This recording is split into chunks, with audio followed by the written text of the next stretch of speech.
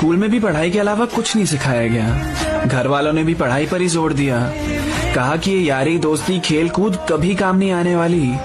हमने भी उनके कहने पर कितना कुछ छोड़ दिया। पर क्या एक चीज के पीछे भागने से सब मिल जाता है? दोस्ती भी जरूरी है, खेलना भी जरूरी है, पर कोई ये चीजें एक साथ मैनेज करना क्यों नहीं सिखाता है? बचपन में बैलेंस डाइट के ऊपर एक चैप्टर पढ़ा दिया, पर बैलेंस लाइफ के बारे में तो किसी ने बताया नहीं। बस बोल दिया रेस चल रही है, भागो। जिंदगी ऐसे ही कटती है, पर जीना तो किसी ने सिखाया नहीं।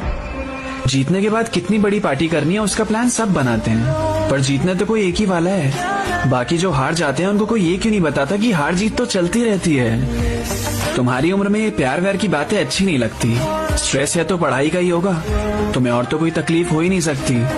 और दुख होता है जब अपने पेरेंट्स ही ऐसी बात करते हैं। पढ़ाई के अलावा भी टेंशन होती है यार अपनी, पर बच्चा समझ के हम पे ध्यान भी कहाँ देते हैं। दिल पिघलता है, टूटता है, फिर जुड़ता है, और किसी को भनक भी नहीं लगने देते हो तुम। इतनी छोटी सी उम्र में भी मुझे पता है कैसे सब संभाल लेते हो तुम। तुम्हारी आंखों के सामने क्या क्या नहीं घटा।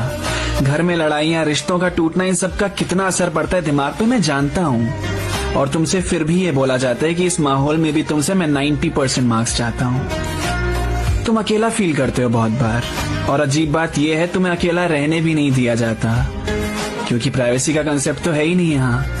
अजनबी से बात नहीं करने देते, पर आगे चल के अजनबी से शादी करा देते हैं। ये भी ठीक है यहाँ। डिप्रेशन बीमारी नहीं होती, ड्रामे होते हैं। तुम्हारे सारे सपने बेकार, और उनके सपने सपने होते हैं।